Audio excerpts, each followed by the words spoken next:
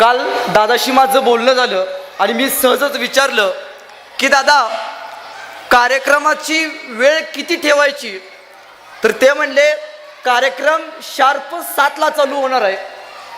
मी म्हटलं 7ला का, निदान 9ला तर करा. तर ते म्हणले 9ला का. मी म्हटलं नाही, आमच्या इकडं 6:30 ते 7:30 महिलांचा वेळ टी व्ही बघायचा असतो. तिथं राणादादा, शनाया, पाठक मॅडम एवढे चिकने चिकने चेहरे असताना आमच्यासारखा ओबडधोबड चेहरा कशाला बघावा, अत्याचार कशाला करावा असं वाटलं. तरी पण वेळात वेळ काढून माझी जिजाऊंची माऊली व्याख्यानाला आली, त्याबद्दल मोठ्या संख्येत उपस्थित असणाऱ्या आमच्या आया आणि नेहमीप्रमाणे कमी संख्येत उपस्थित असणारे आमचे बाप, त्यामुळे आयाने पहिल्यांदा टाळ्या वाजवायला काही हरकत नाही.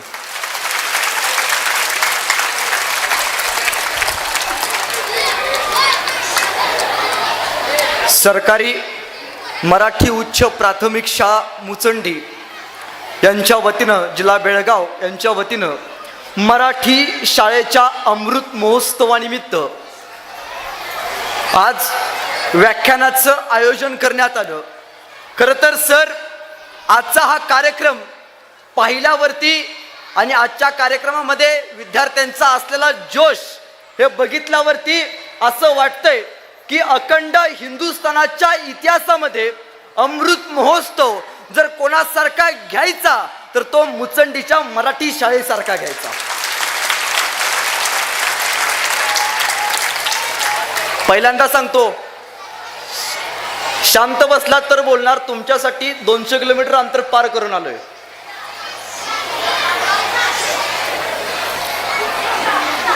पहिल्यांदा सांगतो, टाळ्या वाजवल्या तर मनापासनं वाजवायच्या, उघड टिकल्या वाजवल्या आणि टाळ्या वाजवायच्या नाही त्या.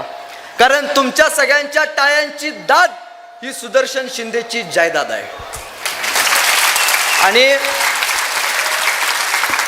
तुमच्या गावातून ही जायदाद सुदर्शन शिंदे इथून घेऊन जाणार आहे. खरं तर आज तरुणांना मार्गदर्शन पर काहीतरी दिलं पाहिजे. अनेक कार्यक्रम निर्माण केले जातात. या हिंदुस्थानाच्या मातीमध्ये अनेक सांस्कृतिक कार्यक्रम शिकवले जातात. या देशाला जसं इथल्या महात्म्यांनी, महापुरुषांनी आयुष्याचा जगण्याचा अर्थ दिला, तसंच या देशाला सगळ्यात मोठी एक संस्कृती आहे. या संस्कृतीवरतीच हा देश चालतो. या देशाला जर खरा कणा जर कोणता असेल तर तो या देशाचा म्हणजे या देशातली युवा पिढी आहे. पहिल्यांदा युवा पिढीपुढे काहीतरी गेलं पाहिजे, त्यांना काहीतरी मनामध्ये रुजलं पाहिजे. यासाठी तुम्ही मला आमंत्रित केलं, त्याबद्दल पहिल्यांदा सगळ्यांचे आभार व्यक्त करतो. माझी एक अत्यंत लाडकी आणि सुंदर कथा आहे. मी नेहमी सांगत असतो, तुम्ही कधीतरी पंढरपूरला गेलात? पंढरपूरला किती लोक गेलेत? हात वरती करा.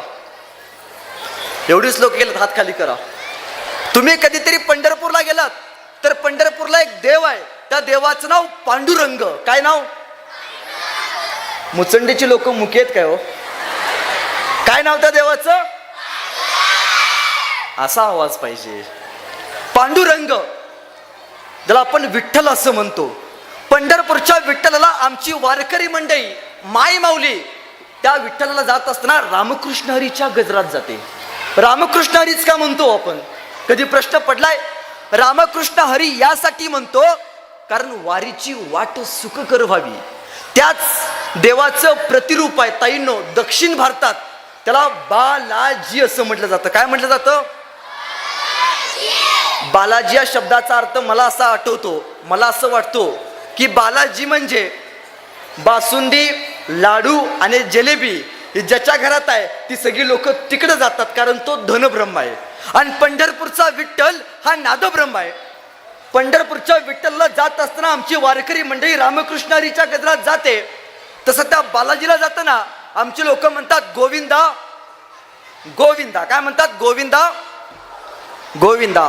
मध्यंतरी माझ्या पेपरला बातमी आली होती, माझ्या म्हणजे सगळ्यांच्याच आली होती, की आपल्या प्रियकराला बरं वाटावं यासाठी ताईंनो एक मुलगी तिरुमला ते तिरुपती उलट चालत गेली होती.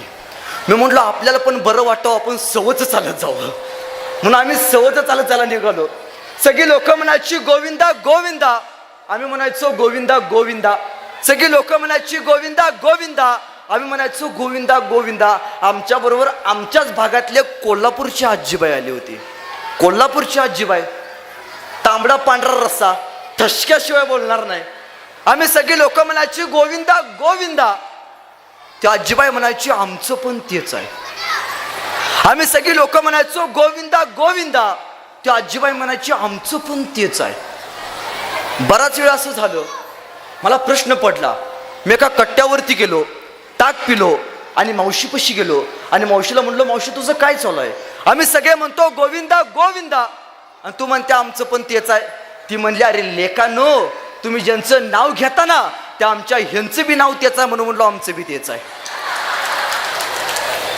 विनोदाचा भाग सोडा, पण महाराष्ट्राच्या किंवा अखंड कर्नाटक, राजस्थान, गुजरात, पंजाब या संपूर्ण राज्यामधल्या अर्थव्यवस्थेला किंवा सामाजिक व्यवस्थेमध्ये सगळ्यात मोठी घट जर कुठली पडली असेल तर ती हीच आहे की आमचंही तेच आहे. म्हणजे बघा ना, आज आपण छातीवरती हात ठेवून सांगा, हे सगळे अधिकारी लोक इथं बसलेत, यांना घडवणारी कुठली शाळा आहे? तर ती मराठी शाळा आहे. पण आज आपण आपली मुलं इंग्लिश मिडियमला पाठवतो. का हो? शेजारचं पोरग सूट बूट घालून गाडीत बसून इंग्लिश मिडियमला गेलं की त्याच्या शेजारची लगेच आई म्हणते, नाही आमचं पण तेच आहे, आमचं पण पोरग तसंच गेलं पाहिजे. या मातीमध्ये शामृग पिढी जन्माला आली ताईंनो. आपल्याला वाटतं आपल्या पोटी चांगले इंजिनियर, डॉक्टर निर्माण व्हावेत, जे उद्या या भविष्यामध्ये जाऊन चांगल्या पद्धतीचे कार्य करावेत, या देशाला खऱ्या